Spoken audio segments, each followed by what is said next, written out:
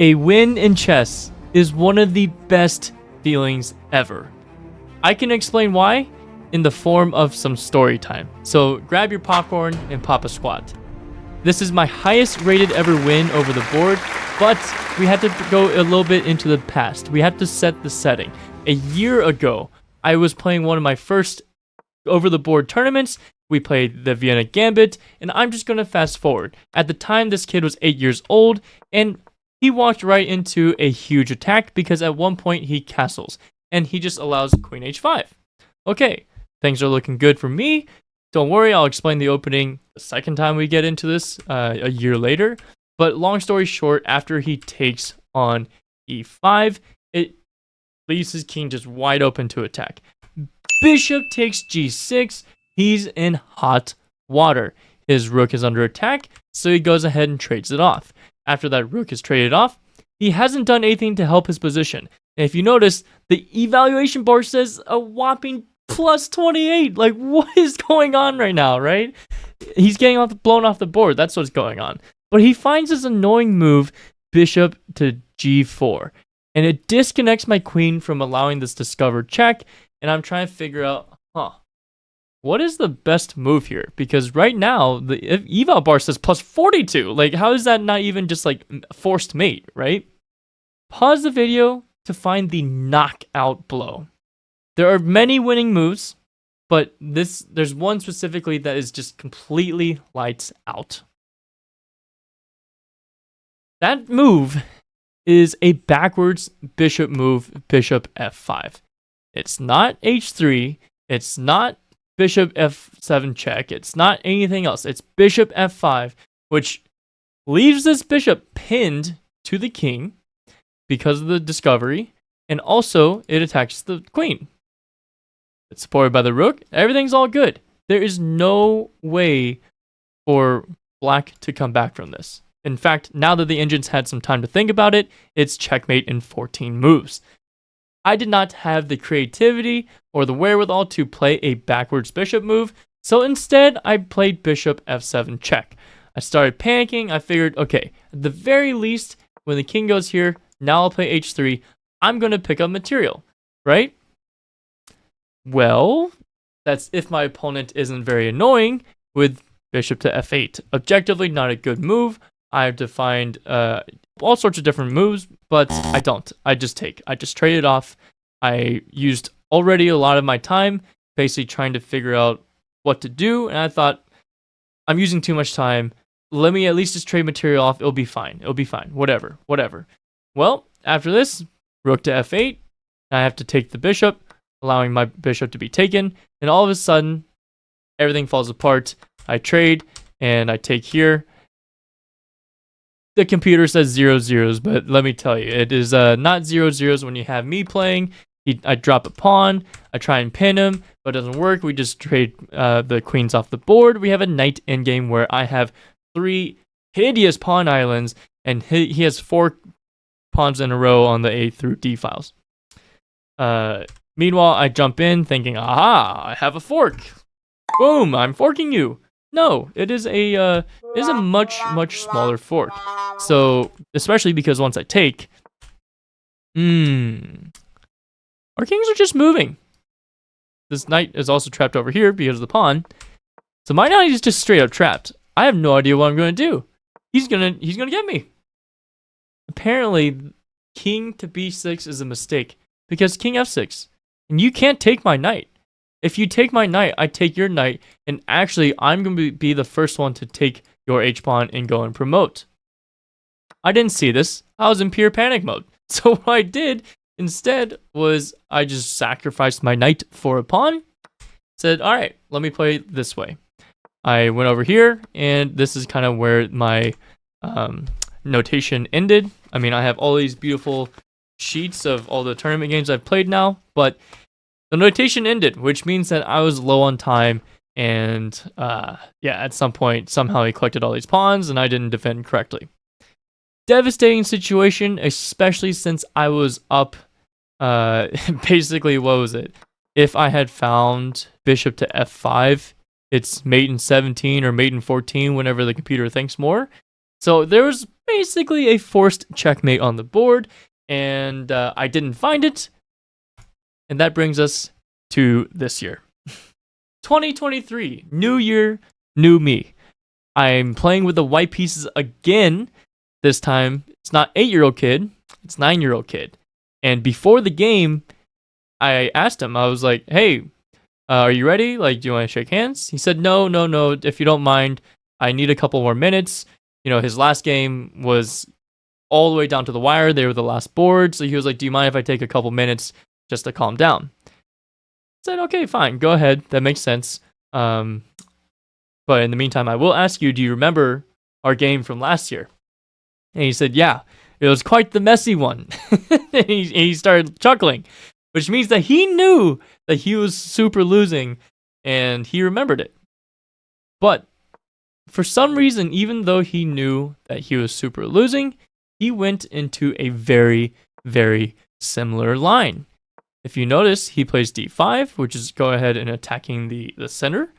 After I take, he still takes on e4, and I play queen f3. Now he goes ahead and takes my knight, and I had the damaged c-pawn structure. But after knight c6, I get d4 in, I have a nice solid center, everything is just fine. Here he plays bishop to e6, not really a very menacing move, and I play bishop to d3. Pieces are getting developed, things are happy. Now I play knight to e2, and I castle. Things look great. Might even have the same queen h5 move that was featured in the last time, except this case, f6 was already played. And so now, this time, my opponent goes for f5. And f5 is a nice way to say, yeah, you're not going to checkmate me on h7. Nice try, but this whole bishop sacrifice on g6 and whatever else from last time, not going to work. So maybe this was his prep, but objectively, it's still not that great. It's like almost +2 for white. And I start bringing my knight in, and he brings his bishop back. He doesn't want to let me take it. So I bring my rook. Little rook lift. And then he says queen to e8. I'm trying to play fast because I'm playing against a little kid who's also playing very quickly. And I play rook to b1. What? What am I doing? I realized as soon as I let go of rook b1, I was like, why did I do that? That makes no sense. If you look at this, what happens if queen just takes on e8? Rook obviously takes, right? Who's protecting this d-pawn? Just knight takes d5, white's up a pawn, and by the way, they're attacking another pawn, which would be a nice juicy fork. So the only reasonable way to defend that pawn is bishop to d8, but this is like super depressing. And oh, by the way, now I win another pawn because there's 2 attackers and only 1 defender.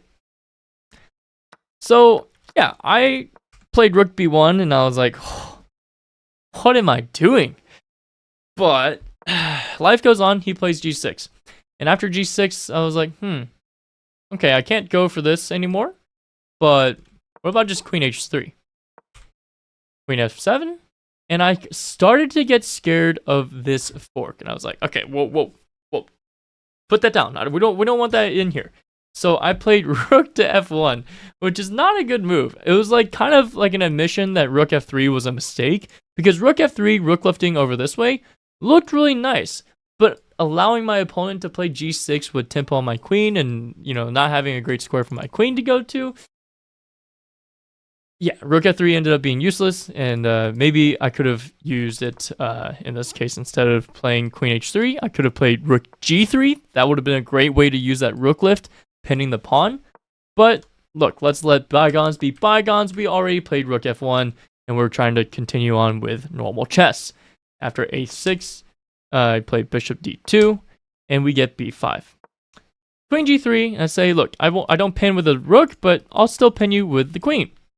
Because my little fancy idea is to play knight h5. Does it do anything? No, because king h8 and he's safe. But for some reason, I had this idea that I wanted to go here, takes, and takes. I give a pawn, but at the same time, I get a pawn. Queen takes c7, and I thought, you know what? It's fine, because maybe I rotate this around at some point, I've infiltrated with my queen. I don't care. I get booted right away. Get out of the way. But look, your rook is on a7.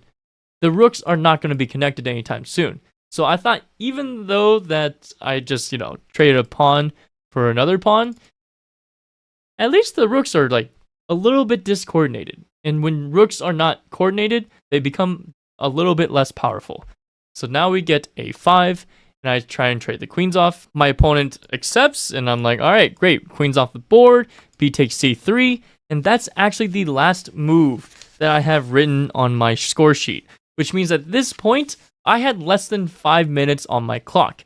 But there's plenty of game left to play. I've lost my opening advantage, but things still look okay for me because I played bishop to f4. And I thought this was a nice fancy trick because it looks like my d-pawn is hanging. But you cannot take, because this is actually truly a giant fork. This time it's real. It's not a fake threat. It's an actual fork. And then I would go and win your knight. So of course, he sees this and he's like, I don't like this. So bishop a6. And I thought, okay, like bishop a6, that's kind of annoying. Like my rook's behind this bishop. All right, fine. Let's just go ahead and trade it off. That's fine. And now that the rook's not on the 7th rank, well, maybe at some point I can play rook b7. I don't want to do it just yet because I don't want to allow rook e8. If black plays rook e8 before I play rook e1, then my whole threat of bishop e5 no longer is an issue for black, and black can just take the pawn on d4. For that reason, I go, okay, let me go rook f to e1 first, see what you do. He plays knight b4, thinking, aha, he's got another fork. It shows up again, but it's a small fork because it doesn't really do anything. And after I play rook to e7, he realizes, things could get very dangerous. If I take the pawn, then it might be game over. Bishop check. You play this way. I go check. You go here. I go here. I mean, there's literally nowhere to go except for this. And after it takes, you got back rank issues, and this is going to be checkmate. So, for that reason, the kid's smart. He's very sharp. He says, no. I made a mistake when I went for this little fork. I understand that. Let me go back. I'm going to hit your rook. I play rook to d7, and he goes for rook to e8. I mean, it's very logical, right? Like, this whole idea of bishop e5 was very annoying. But the issue is that he forgot that this is not the only thing that I have up my sleeve. I was able to successfully transfer my rook over to the 7th rank.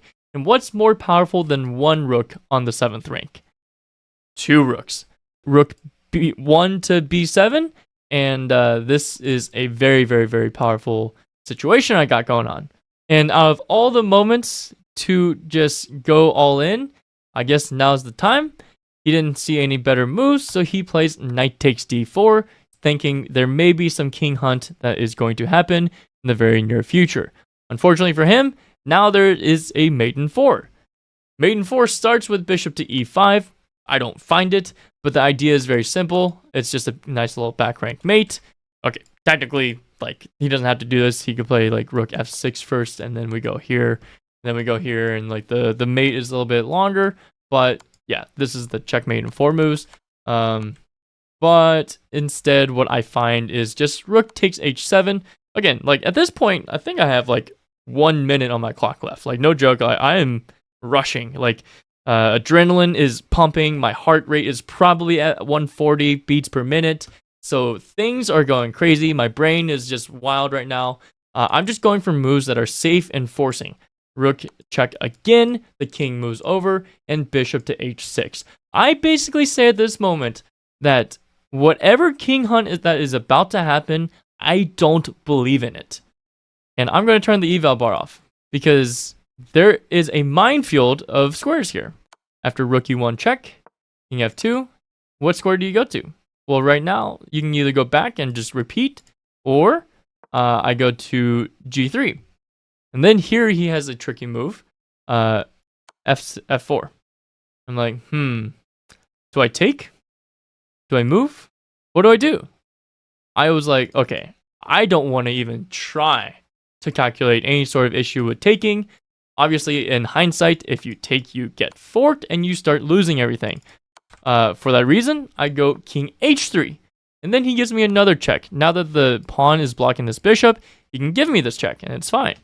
But now I play king g4, and he blitzes out knight f5. I have less than 20 seconds on my clock.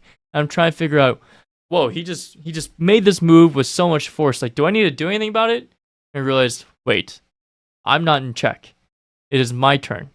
And with, I think, 16 seconds left on my clock, I play rook h8, I stop the clock, and I shake his hand. Beautiful checkmate. Yes, it's a basic ladder mate, but the king's right next to the rook, but the rook's protected by the bishop. So I thought it was still a nice little pattern here. And there you have it. I take down one of the top 9-year-olds in the US, and pretty happy. I'm on cloud 9. I walk out of the chess club with a little bit of cash from the prize earnings, and that's how I beat my highest rated opponent ever. Hope you enjoyed. If you liked this recap, then go check out some of these over here, and happy learning, everyone.